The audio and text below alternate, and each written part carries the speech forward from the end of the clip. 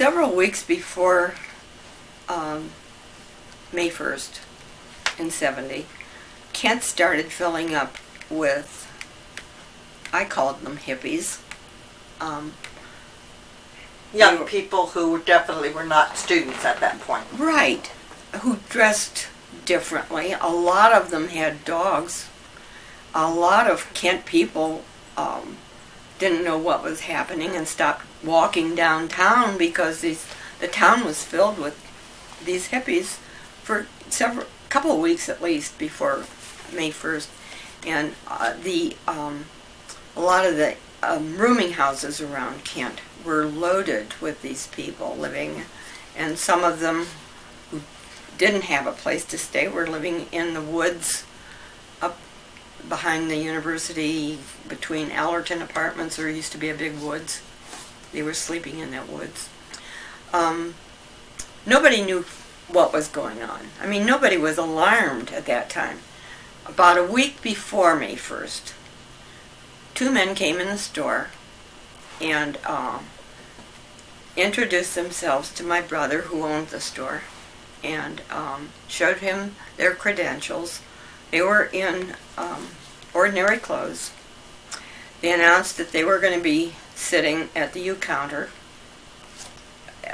every day because they were monitoring a group of men who were sitting in our restaurant for a week before May 1st in the back dining room in the corner booth.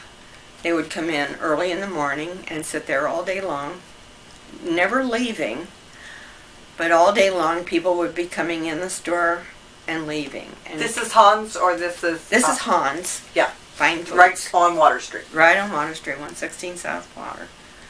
And the two men, they were from the FBI. It's the second time they were there for a Brink robbery so-called thing once before. So they actually mentioned to Kenny that they were coming in at night they bugged our payphone. We had a payphone for the customers to use at the wine room that was close to the restaurant. And that was a public phone. It was a public phone. So they would have probably had to have spoken to the phone company about that, because yes. You didn't own that phone. No, it was a payphone. Okay. We also had, it was in front of the wine room, off to the side behind Carpenter's Jewelry Store, we had a nook that was our wine room, and we sold a lot of imported wines, and we were featuring Spanish wines at the time, and so we had picked up in New York City all these Spanish artifacts to display in the room, and there were a lot of early Spanish weapons, like round steel balls that had points on them that you would swing, and the guns that you shot, like a bow and arrow, that were not a bow and arrow. They had a name. Crossbows, right. So we had all these on the walls, in the wine room. We had a beautiful wine room. Anyhow, they told Kenny to lock all the weapons up. They wanted them off the walls and locked up. So we knew something was going to happen, but we weren't allowed to say anything.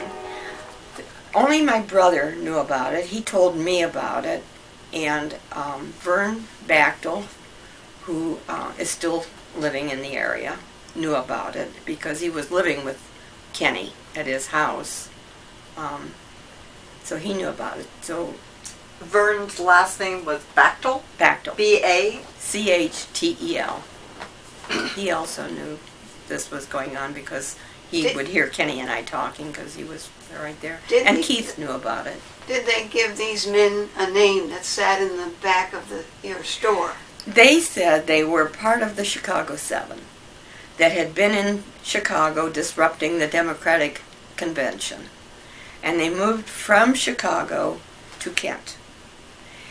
They also told Kenny that there was an underground newspaper put out by, I don't know, the Weathermen or the SDS, the some of the protester groups had an underground newspaper put out saying they named 32 universities where there were going to be protests, and Kent State was one of them. And that's what brought all these hippies. That's what brought all the hippies to We Kent. would assume that that's what brought all these hippies. and- Right, they came to Kent to be part of the action. But you see, the FBI, I think, made a mistake by not alerting the Kent police, who knew nothing about what was going to happen. And it didn't happen until Friday night. During the disturbances downtown. Right, they built Were bonfires. you open that night?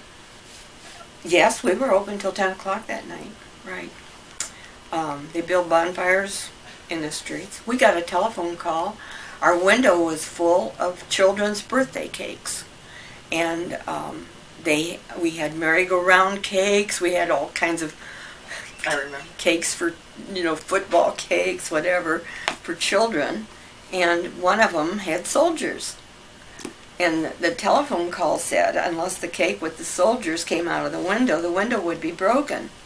So, of course, we took the cake out of the window. At the time we owned the Captain Brady, we had just bought it in '69. Of course, that window got broken. On the big window on Lincoln Street got broken. What else happened downtown that you remember that those Fridays or Saturday? Actually, everybody was talking about the fires, but when I went to work, there was no sign of it. They had cleaned everything up. There were broken windows boarded up, but nobody was excited about anything that could happen, Saturday was different because Saturday night they burned the ROTC building down. We lived on Rhodes Road east of Kent, and the whole sky was red. We thought the city was on fire. I mean, we didn't understand what was going on, but of course, the helicopters were in the air, flying right directly over our house with these searchlights, because we were in the university area. So, And you weren't open on Sunday. yes, we were. We were. What did you hear or feel on Sunday when people came in from the community? Everybody was talking about the students. A lot of people blamed all the students. That was not right, because there were a minority of students that were protesters. The other ones were curious about what was going on. The governor sent the National Guard to Kent. They were stationed at Wall School in the parking lot that was full of their equipment. And, of course, they were in the town. They were visible, driving through the town. Everybody was interested in what was going on. Nobody was frightened, We That's a weren't good point. frightened until Monday at 12:30 when I had the radio on. I was in the office upstairs. I had the radio on. No.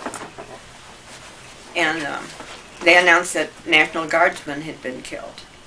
And that's when you looked outside, and there were National Guardsmen in full riot gear on top of all the buildings with guns, a man in the square with guns, and a Jeep with a bullhorn was going up and down, telling all the businesses to close. Everybody returned home. I ran to the phone to call my husband.